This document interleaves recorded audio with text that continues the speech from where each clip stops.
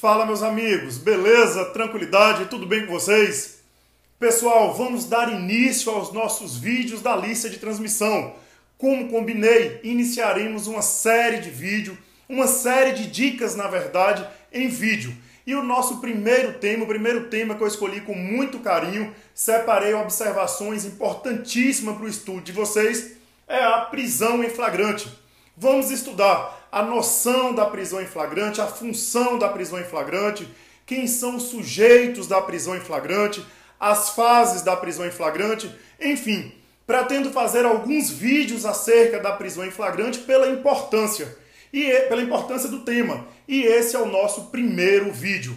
Vamos, sem demora, sem perder tempo, anotar o seguinte: o que é a prisão em flagrante? Meus amigos, a prisão em flagrante é uma medida de autodefesa social. Daqui a pouco vamos aprofundar no tema e vocês vão ver, inclusive, que qualquer pessoa pode fazer a captura, qualquer pessoa pode realizar a prisão em flagrante. Então veja, é uma medida de autodefesa social onde o sujeito, o autor do crime, terá a privação da sua liberdade independentemente de ordem judicial. Na prisão em flagrante eu tenho uma modalidade de prisão. O sujeito tem o cerceamento da sua liberdade de locomoção independentemente de ordem judicial. Isso porque o crime está acontecendo, pessoal. O crime é evidente, o crime é manifesto. Ou então, acabou de acontecer. Então veja, o flagrante vem do latim flagares, significa arder, queimar. O crime está queimando, o crime está acontecendo. É evidente, é manifesto. Logo, haverá o cerceamento da liberdade, haverá a privação da liberdade do sujeito, independentemente de ordem judicial. Tranquilo? Essa é a primeira noção que eu quero estabelecer com vocês acerca da prisão em flagrante. E quais as funções dessa prisão? Quais as funções dessa medida de autodefesa social que priva o sujeito de sua liberdade, independentemente de ordem judicial? Anotem aí 3 funções bem simples. A primeira função, obviamente, é evitar a fuga do autor do crime. Veja, o sujeito cometeu o crime, é preso em flagrante. Com essa prisão, com a captura, eu vou evitar a fuga do sujeito. Outra função muito importante da prisão em flagrante é ajudar na colheita dos elementos de prova, na colheita dos elementos probatórios.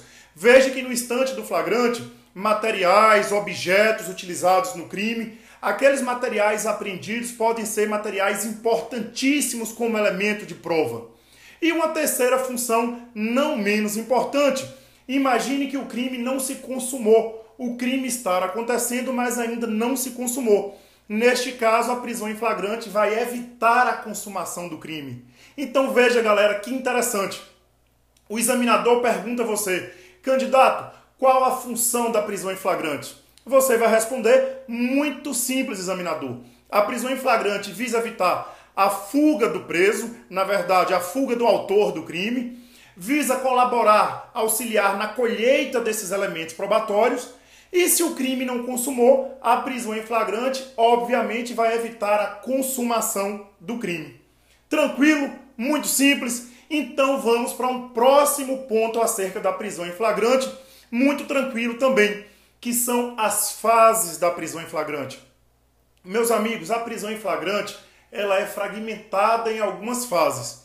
A depender do doutrinador que vocês estejam acompanhando, terá mais fases, menos fases, mas o importante é a gente estabelecer esse estudo e entender o que ocorre desde a captura do sujeito até a emissão da nota de culpa. Nesse sentido, eu vou adotar a corrente que divide a prisão em flagrante em 6 fases. Tá ok? E sobre o tema, eu quero que vocês dêem uma lida profunda, uma estudada com mais cuidado, com carinho, nos artigos 301 a 310 do Código de Processo Penal. E aí, Eugésio, quais são as fases da prisão em flagrante? Nós vamos trabalhar 6 fases. Nós vamos trabalhar a captura do sujeito que está preso em flagrante, que foi preso em flagrante, a condução coercitiva desse sujeito preso em flagrante, a apresentação desse sujeito preso em flagrante, a apresentação dele à autoridade judicial, à autoridade policial, perdão.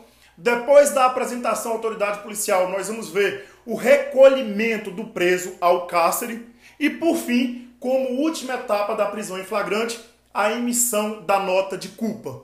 Vamos nessa? Então vamos estudar cada uma dessas fases. A primeira fase da prisão em flagrante é a captura.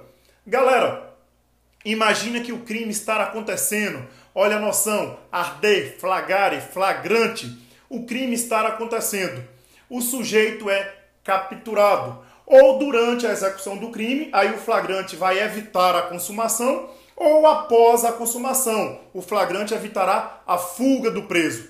Então a primeira fase da prisão em flagrante é a captura. O sujeito autor do crime, ele é capturado.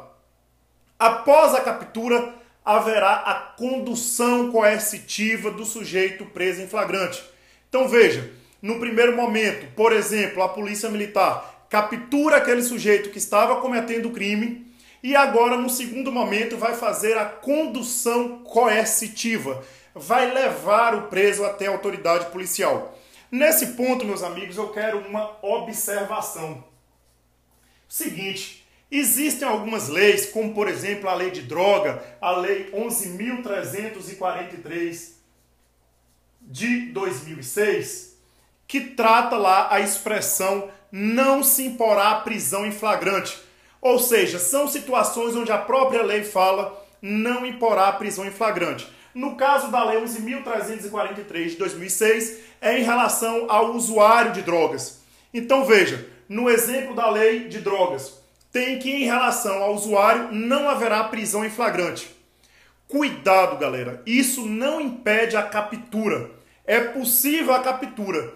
O que não será possível, por exemplo, é lavrar o APFD. Nesse caso do usuário de droga, artigo 28 da lei 11.343, haverá aí a lavratura de um termo circunstanciado de ocorrência. O que eu quero que fique tranquilo para vocês é o seguinte: a primeira fase do flagrante é a captura. Então, mesmo que a lei preveja que não haverá a lavratura da prisão em flagrante, que o sujeito não será preso em flagrante, isso não impede que o sujeito seja capturado e apresentado até a autoridade policial. O que não ocorrerá é a lavratura do APFD, mas a condução, que essas etapas iniciais, é possível tranquilamente. Beleza? Então, cuidado. Não imporá a prisão em flagrante não significa que o sujeito não pode ser conduzido em flagrante. Ele pode sim sofrer a condução coercitiva, o que haverá é a não ratificação desse flagrante, porque a medida é outra. A medida, por exemplo, do artigo 28 da lei de drogas, é a lavratura do termo circunstanciado de ocorrência. Tranquilo? Então veja, primeira etapa, captura. Segunda etapa, condução coercitiva. A terceira etapa é a lavratura do auto de prisão em flagrante. O delegado de polícia vai analisar se aquele caso preenche os requisitos legais, se aquele caso realmente se enquadra como flagrante, lá no artigo 302 do Código de Processo Penal, e se estiver tudo ok, o delegado de polícia fará a lavratura do APFD. Só quero uma observação neste ponto aí. Quando se tratar de crime de menor potencial ofensivo, ou então de condutor de veículo automotor que presta socorro à vítima, ou de porte de droga para consumo pessoal, como eu já falei aqui, artigo 28 da lei 11.343 de 2006, nesses casos não haverá lavratura do APFD. Como eu disse, esses casos é a hipótese de lavratura do termo circunstanciado de ocorrência. Então veja, crime de menor potencial ofensivo, consumo de droga ou porte de droga para o consumo próprio, ou então acidente envolvendo veículo automotor, onde o autor do crime presta socorro à vítima, nesses casos aí não haverá a prisão em flagrante, lembrando que isso não impede a condução do sujeito até a autoridade policial. Então veja, captura, condução coercitiva, a autoridade policial lavra o APFD. A nossa quarta fase é a condução do sujeito ao cárcere. O sujeito é recolhido ao cárcere. O sujeito é efetivamente preso. Após a prisão, deve haver a comunicação dessa prisão à autoridade judiciária. Eu acho que eu não falei no início, quando eu fiz um apanhado geral, mas nós vamos colocar aqui também como uma fase da prisão em flagrante, depois que há o recolhimento ao cárcere, a comunicação à autoridade judiciária. Pessoal, o juiz deve ser comunicado do flagrante, assim como o juiz, a defensoria pública também. Na verdade, o advogado indicado pelo preso. Se o preso não indicar advogado, defensoria pública. Se no local não tiver defensoria pública, é possível haver algum órgão de assistência. Se não houver, o juiz deve nomear um advogado dativo. O que importa é, lavrou o APFD, esse APFD deve ser comunicado ao juiz e ao advogado ou defensoria pública. Essa não comunicação, caso o delegado de polícia não faça essa comunicação, isso ensejará ilegalidade da prisão. E ensejando a ilegalidade da prisão, a consequência é o relaxamento. Lembre que da prisão ilegal cabe o relaxamento. Veja, não houve a comunicação do APFD, ilegalidade, cabe relaxamento, o que não impede uma eventual prisão preventiva, caso haja os requisitos da prisão preventiva, mas aí o juiz precisará decretar a prisão preventiva. Tranquilo, meus amigos? Beleza? Sobre a comunicação da prisão em flagrante, eu quero que vocês dêem uma olhada no artigo 306 do Código de Processo Penal. Artigo 306 do CPP. Então veja, só para a gente recapitular, estou fragmentando a prisão em flagrante, dividindo a prisão em flagrante em fases, e já falei que a primeira fase é a captura do sujeito, a segunda, a condução coercitiva do sujeito até a autoridade policial, o delegado de polícia. A terceira fase é a lavratura do APFD, o delegado de polícia irá lavrar o APFD, lembrando que se tratar de uso de droga, crime de menor potencial ofensivo, ou aquelas hipóteses de acidente envolvendo veículo automotor, onde o autor presta socorro à vítima, esses casos não haverá o flagrante, o que não impede a condução coercitiva. Beleza? Depois da lavratura do APFD, o recolhimento ao cárcere, o sujeito é realmente preso, recolhido ao cárcere, e agora eu falei da comunicação do flagrante à autoridade judiciária e à defensoria. A falta dessa comunicação à defesa e ao juiz enseja ilegalidade, consequentemente relaxamento. Agora sim, a nossa sexta e última etapa da prisão em flagrante, que é a entrega da nota de culpa. Pessoal, a autoridade policial tem 24 horas para entregar a nota de culpa ao preso. Na verdade, seria mais técnico chamar de nota de ciência da garantia constitucional, das garantias constitucionais, porque é na nota de culpa que o preso vai saber o motivo da prisão, quem foram os sujeitos responsáveis pela prisão e aí poderá iniciar o exercício da defesa. Então veja, a nota de culpa deve ser entregue ao preso no prazo de 24 horas. A não entrega da nota de culpa também enseja ilegalidade e se enseja ilegalidade, vocês já sabem, é causa de relaxamento. Tranquilo? Nesse ponto eu quero que vocês dêem uma olhada aí. Pelo tempo eu não vou ler, mas eu quero que vocês leiam os artigos 322 e 325, ambos do Código de Processo Penal. Beleza? 322 e 325 do CPP. Por que eu quero que vocês leiam esses artigos? Porque o delegado de polícia, nos crimes onde a pena máxima não ultrapasse 4 anos, o delegado de polícia pode arbitrar fiança. Então veja que interessante, é possível o delegado de polícia ratificar a prisão em flagrante, fazer o auto de prisão em flagrante delito e arbitrar a fiança caso a pena máxima não ultrapasse 4 anos. Tranquilo? Dê uma olhada nos artigos 322 e 325.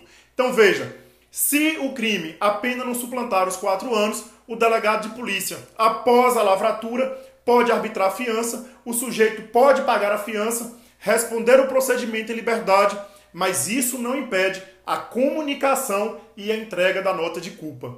Tranquilo, meus amigos? Beleza? Essas foram as fases da nossa prisão em flagrante. As fases da prisão em flagrante, para a gente matar aqui a captura, a condução coercitiva, a apresentação à autoridade policial, ao delegado de polícia, a lavratura do APFD, o recolhimento ao cárcere, a comunicação ao juiz e à defesa e a entrega da nota de culpa. Tranquilo? Beleza?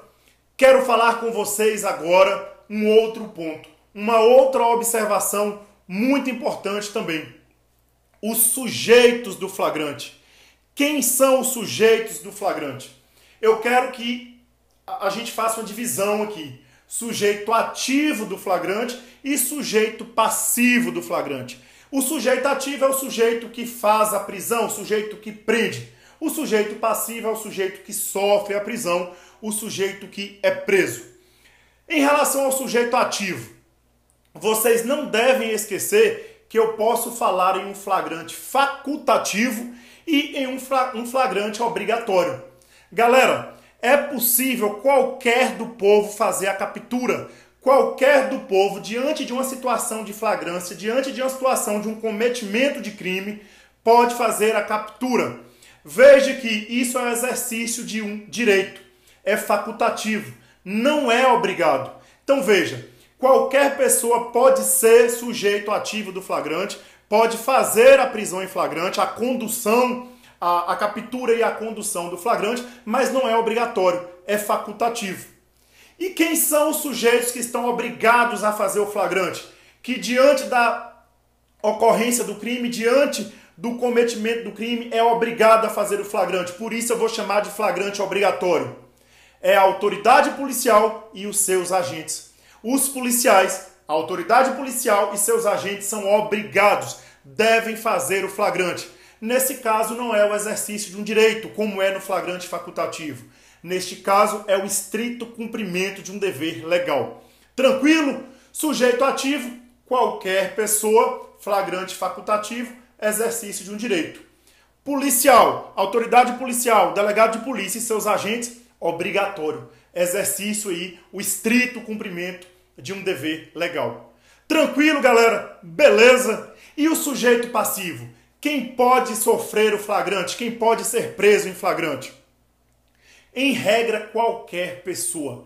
A regra é que qualquer pessoa possa ser presa em flagrante, inclusive o inimputável, inclusive o menor de 18 anos ou deficiente mental, enfim, o inimputável. Em relação ao inimputável, nós não vamos chamar de prisão, nós vamos chamar de apreensão, e aí pelo menos a captura e a condução até a autoridade policial é possível. Então veja, a regra é que qualquer pessoa possa ser conduzida em flagrante, inclusive o inimputável. No caso do inimputável, nós vamos chamar de apreensão e não de prisão. Agora eu tenho exceções. Tem alguns sujeitos, algumas figuras que não podem ser presos em flagrante. Não podem ser sujeitos passivos do flagrante. Quem são esses sujeitos? Preparei uma listinha para vocês, muito tranquilo, para que vocês não errem isso na prova.